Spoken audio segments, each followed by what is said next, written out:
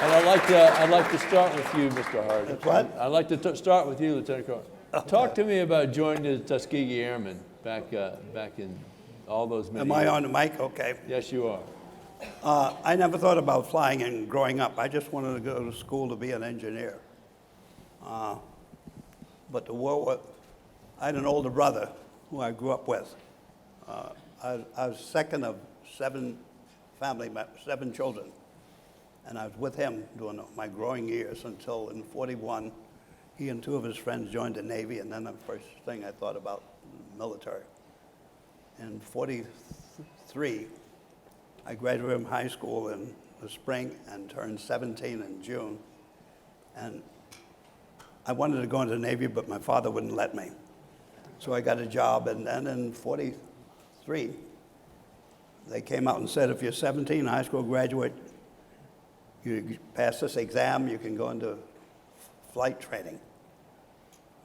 A rapid path into flight training. I took that and on St. Patrick's Day in 1943. Passed it and I was sworn into the Army as a private and turned 18 in June and got orders and reported in July, and in September 44 I had my wings and my commission as a second lieutenant, flying military airplanes, P-47s and whatnot, and I'd never driven an automobile.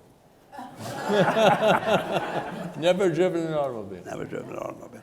Well, we grew up in Philadelphia. Only a couple of people in the whole block had automobiles. We used to play in the streets, and that's the way life was in those days. So when did you go overseas, and what were you doing over there? Well, after graduating in September, we went to Waldoboro to combat training in P-47. And while I was at Waldoboro, I drove for the first time a LaSalle automobile. Then I went overseas and I learned to drive overseas, but I flew a P-51 Mustang overseas, 21 combat missions, and then the Germans gave up.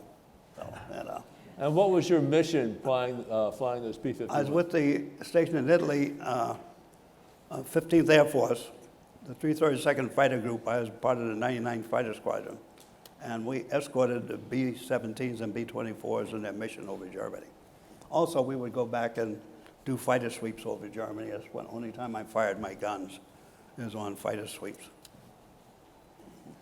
Okay, Ed. Yes, sir. Talk to me about when you got your wings and started flying. I was in my third year in college, and I was told I was going to be drafted. So I went to down to Pittsburgh, and I passed the Navy test. I really wanted to be a Navy pilot because I liked the uniforms, but I went over to the Air Force to take their test, passed it. The Navy said, if you join us, you go tomorrow. If the Air Corps said you had to go back to school and we'll call you. So that's a no-brainer. I went back to school. In February of 43, I went to Miami Beach and received my wings in April of 1944 and transitioned into a P-47 at Wendover Field, Utah, and in August went overseas, and in September joined the 48th Fighter Group in Cambrai, France. Most aviators were stationed in England. You were in France. Talk about why you were in France. Well, the 48th Fighter Group came out of England right after D-Day, and as the 48th Fighter Group was assigned to support the 9th Army. So when the 9th Army moved, the 48th Fighter Group moved. And after about 3 weeks after I joined the 48th Fighter Group, we went to St. Tron, Belgium, and took over a air base that the Germans had built, and we were in St. Tron, Belgium for 5 months and flew out of there every day until towards the end of the war, and then we started flying off of metal strips, and I ended up in Nuremberg the last part of the war. What type of missions were you flying? We flew all dive bombing and strafing. We very seldom ever got above 5,000 feet, And the 47 was a very rugged aircraft. And we did dive bombing, strafing convoys, strafing trains. We supported the Ninth Army. When they needed help, we went in to try to help them move forward. How about the P-47? What do you have to say about that? Thanks to the P-47, I'm here today. I flew a mission on December 17th, the second day of the Battle of the Bulge. We were supposed to bomb some Tiger tanks that were by Koblenz on their way to Bastogne. And we spotted the Tiger tanks, came out, went down and dropped our bombs. On our run back up to the bomb run, we ran into a bunch of Me-109s, and I was flying ring to the squadron commander, and I looked at 1 o'clock and there was an Me-109, and I could see pointing it at my squadron commander, and so I called him. There was a bandit. At that time, the 109 turned towards me, and I saw the 20 millimeter blink. And all of a sudden there was a pop and there was oil all over my windshield and over my airplane. I threw back the canopy and the engine sort of chugged along, and I started losing altitude, and I started heading west, and I got maybe 5 minutes out. The plane was just barely above stalling.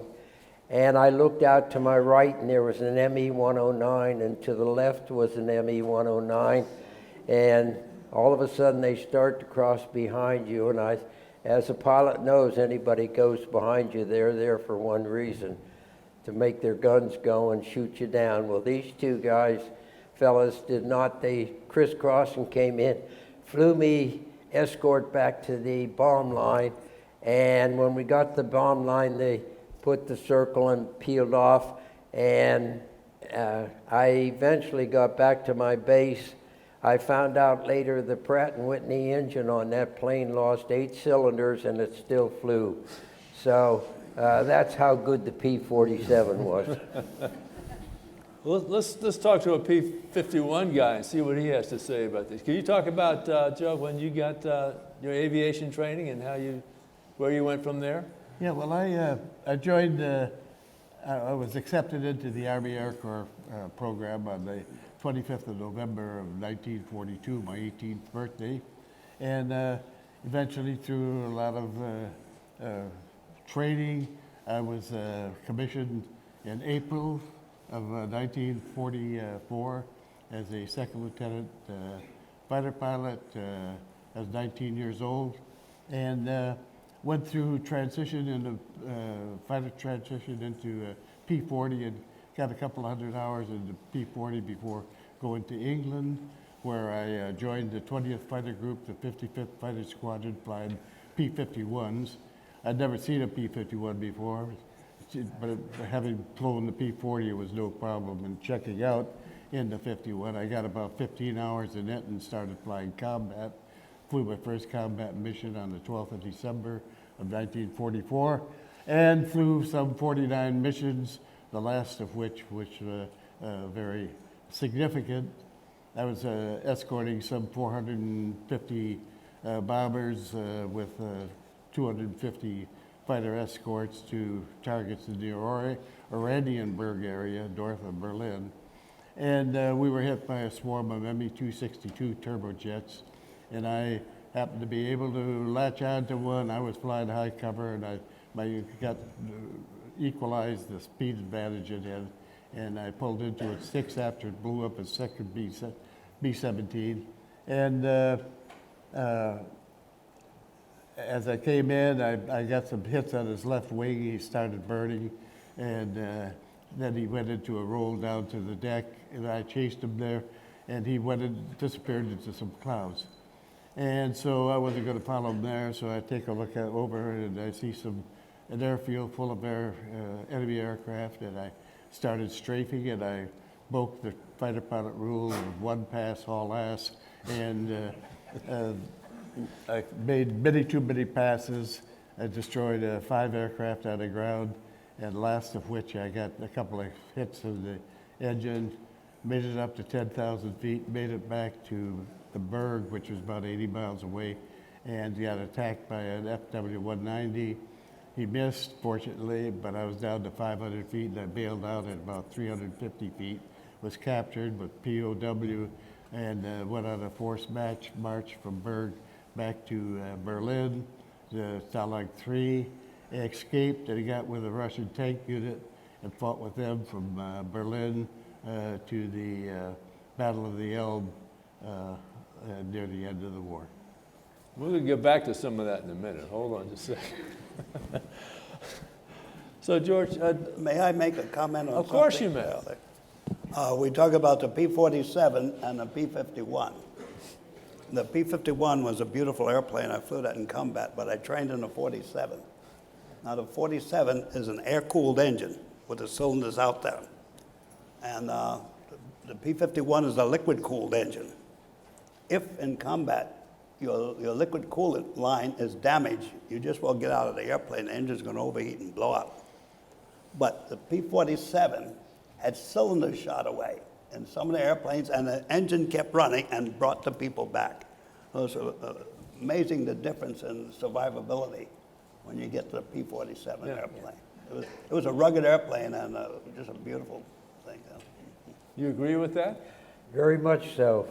The 47, on one mission I came back, I had 37 small arm bullet holes in my plane, and I never knew that I'd been hit. That's how rugged that airplane was. George, let's talk about the Tuskegee Airmen and the guys you trained with. Talk about that. What was Well, the Tuskegee men, Afro-Americans, we trained at Tuskegee. They started in 41. Prior to then, racial segregation was rampant in this country, and you couldn't become a pilot in the military. But they opened the service in 41 to start training pilots at Tuskegee. And the reason that Tuskegee was chosen is that after preparing for World War II, we had to train a lot of pilots, and it didn't have enough military pilots to train everybody. So the primary flying, basic flying, and advanced flying phases. Basic and advanced were military flying, and you had to use military pilots. But they contracted out the primary flying, and Tuskegee Institute won that. And a lot of other schools won the primary flying training. And they hired black instructors to teach us to fly. We went to Tuskegee to get, as cadets, to get our primary flying. And Tuskegee Army Airfield, of course, was built close by. And we went through the training there at Tuskegee. And I asked the question, how many Tuskegee Airmen do we have with us still? Well, about 940-some, 960 graduated from Tuskegee, Afro-Americans. And about 355 went overseas. And of that number, 355, as far as I know, there are only 2 left, Harry Stewart and myself. 2. And, well, I was the youngest. I'm only 98, so. Let's do a thing. You're 98, you're 101? I'll be 102 in January. Okay, and you, sir?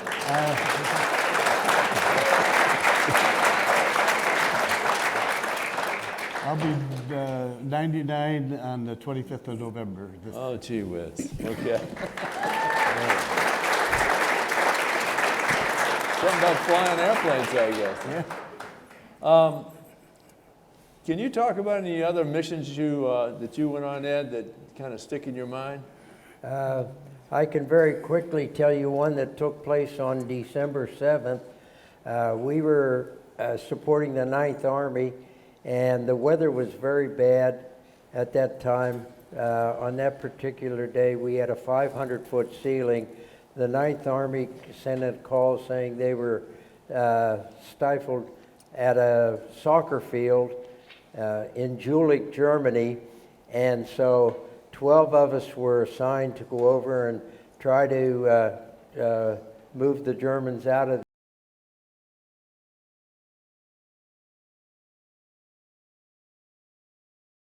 We made one pass over the soccer field and found out that we couldn't climb high enough to drop our bombs, so the only way we could help them was to skip bombs. So the next pass we made, we dropped our bombs and came in about 250 feet above the soccer field, dropped our bombs, they hit the snow and went in, and fortunately we were able to move the Germans out of there. The Ninth Army took over and we got back, and that was the mission. When I got home, I had 37 bullet holes in my plane from rifle fire. Never knew that people were firing at us. We were going so fast, but that was the mission that our squadron got the Presidential Unit Citation. Joe, you mentioned that you were a POW for a while, and you escaped. First of all, what was it like when they got you? And secondly, how'd you get away? Well, when I bailed out, I ended up in it was spring, and the farmers were out, and there was nothing, I mean, for acres around, so I was out in the open and was captured immediately. And it turned into a airfield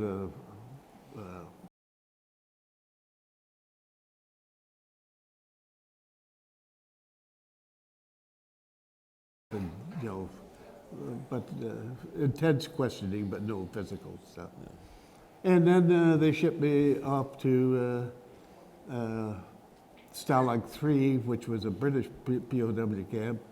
I mean, Stalag 11, which was a British POW camp, and they had most of them had already evacuated going east in front of the Allied forces. And there were about 100 Tommies left, and we all joined a march to Berlin. And it was just complete pandemonium. It was thousands of refugees going to the east and thousands going west, Wehrmacht going east, retreating, and Wehrmacht going west to join the battle. And we were, it was about a 7-day march. And during the march, we were strafed by our P-47 buddy. Thank you. Now, of course, they didn't know there were any POWs. They thought it was all, they saw the Army vehicles. But, and then I got to Stalag 3, which is Luckenwalde, which is basically about 20 miles from the center of Berlin.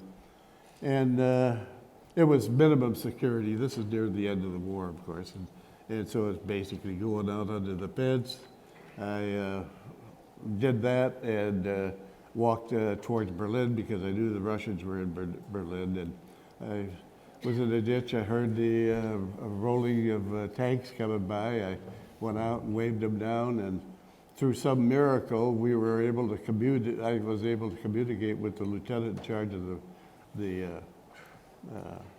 the column, and he said, "We're going to Wittenberg on the Elbe, come join us." So I took a rifle and hopped out of a tank, and we started out through Jüterbog and up through to the Battle of Wittenberg on the Elbe. So you stayed with the Russians for a little while. Yeah, it was about probably 10 days with the Russians fighting along that route. You had a lot of excitement, for sure. Oh yeah, it was. Yeah, but the thing is that after I was recovered and repatriated and went home to bury my fiancée Josephine, who I named my aircraft after, I had to get my mom's permission to get married because I hadn't turned 21 yet. That's an interesting question. So your plane was Josephine? Yes. What was your plane? What was the name of your plane? My plane? Yeah. Tall in the Saddle. Tall in the Saddle. P-51, yeah. P-51. You? Named after a John Wayne movie. Someone before me named it that way. My name was Feet of Heaven for my first daughter that was born while I was overseas. Okay. Let's talk about your career after World War II, George.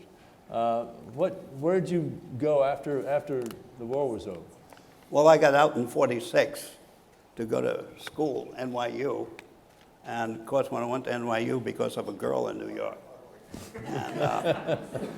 And that started the change in my career because we got married right away and she got pregnant right away. And I'm in my first year of engineering school, so I decided I had to go back into the service. I went back in '48. And when I went back in, I went to electronics school too in September of 1948 and finished in August of 1950. Well, 1949. But during the period of '49, racial integration had taken place. And when I finished school, I was sent to a 19th Bomb Group on the island of Guam as the first African-American pilot with the 19th as a maintenance officer in the 19th and 20th Bomb Squadron. And as a pilot, I also wanted to check out in the B-29, and I did, and qualified as a co-pilot on the B-29. And in June, got a new squadron commander who wouldn't speak to me because he didn't go for this racial integration. Then on the 25th of June, the Korean War started, and we moved to Okinawa, and my crew, I was on a co-pilot, we flew our first mission over Korea on the 30th of June, and right from the beginning. And on the 12th of July, we were scheduled for our 7th mission, and I pre-flighted the airplane and ready to go till my squadron commander, who didn't speak to me much, replaced me on that flight. He put someone in my place. And it was a hell of a time to see that plane take off. Sure.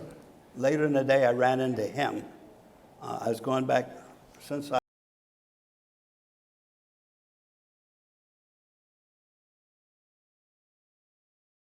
notified me that was the first B-29 shot down over Korea with my crew on it. And I wasn't with them. And a couple of people captured by the North Koreans, and most of them got back okay. Yeah. But I didn't fly for a while. And then he became deputy group commander, and his replacement had me flying again. So then I flew a total of 55 combat missions in the B-29. Were they bombing missions primarily, I guess? Up over North Korea, and some of them were very long as 11 hours. Especially bombing along the Yellow River, the bridges. We had to be careful. The bombs weren't supposed to go over the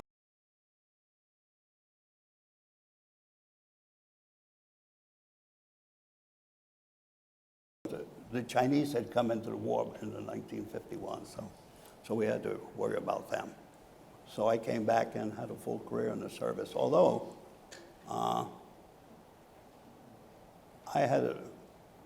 got a chance to go to the Institute of Technology in '55, '57 and got a Bachelor of Science in Electrical Engineering. And then I went to Japan for 3 years, and wonderful years, and then at Plattsburgh, New York, as a squadron commander up there, maintenance squadron commander. And there, the Institute of Technology contacted me to go to graduate school, which I did in '53 to '64, and got a Master's of Systems Engineering, Reliability Engineering. And then I went to Systems Command for 5.5 years and ran a program, 49 Yale Overseas Audubon Switches program, the first worldwide direct dial telephone system. And I had 10 switches in Europe, 1 in Panama, and 5 in the Western Pacific. I was chief of engineering and program manager for that. I was a lieutenant colonel then. And we cut over the first 4 switches in Europe in June of 1960. Was it June? 69, yeah. And everything was going fine. And but suddenly they made a gunship out of 119. They had the Puff the Magic Dragon, the C-47s in Vietnam. And they wanted to go to 130s, but they couldn't get them, so they modified 52 119s. And they started looking for pilots, and I had a lot of time in a 119, and suddenly, at the end of '69, I'm now 40-some years old. I hadn't flown in 7 years. I was still getting paid for it under a special program. And back to the cockpit, 119. And then I was at Lockburn as a lieutenant colonel, as a pilot on a combat crew of AC-119. You flew about 70 missions in that? 70 missions, but the 119, it was so heavy. 119 is a troop carrier airplane, had a eggshell fuselage with twin booms on it, could carry 42 paratroopers. They made it into a gunship where the guns were fixed. We had heavy guns on it, 20 millimeter Gatling guns, 6 rotating barrels, 100 rounds a second can come out of that thing. And the guns were fixed. And I ended up going to Vietnam. I trained with the crew and went to Vietnam. But they took my crew away from me as soon as I got there because the squadron was at Phan Rang. But the airplanes were either U in Thailand or Da Nang, Vietnam. And I became the commander up at U in Thailand for about 3 months, then moved to take over at Da Nang. And we'd fly at night, the gunship flying around the target. And the guns were fixed, so the pilot flying the airplane had to aim the airplane, and was a pilot, when he could see that he was on target, he would fire the guns. So I got 70 combat missions doing that, and then returned home in 71. After the war, did you stay with it, did I? Yes, I've ended up with 36 years and 5 months of active duty. Okay. So after the war, of course, things were, they were reduction in force. And my first assignment was down at Napier, where I graduated from, and Napier Field, Alabama. And we were there for 2 weeks, and they closed the field. And I was shipped off to Truix, and we were there for about a month and a half, and they closed it, and I ended up at Chanute. At Chanute, I was a first lieutenant, was made commander of Squadron F, an all African American unit of 400 some odd men. And it was and then several months after that, Truman had desegregated the services, so it was my job to integrate my unit into the various white units. And it was a complicated thing because, of course, the African American unit, they were organized based upon their race. And all the other units within, that probably still are, all the engineers are in one unit. There's a squadron of engineers, there's a squadron of cook and bakers, there were squadrons. So I had to take the skill, and I had all those skills in my particular unit. So I had to individually, there had been 18 aircraft mechanics that they had to go into the squadron. So I had to separate anyway, it was a complicated business. And we finished it. And then I went into the accounting and finance field, and I was a finance officer until Korea came along in 1951, and I was shipped. I hadn't flown a fighter since the day I was shot down.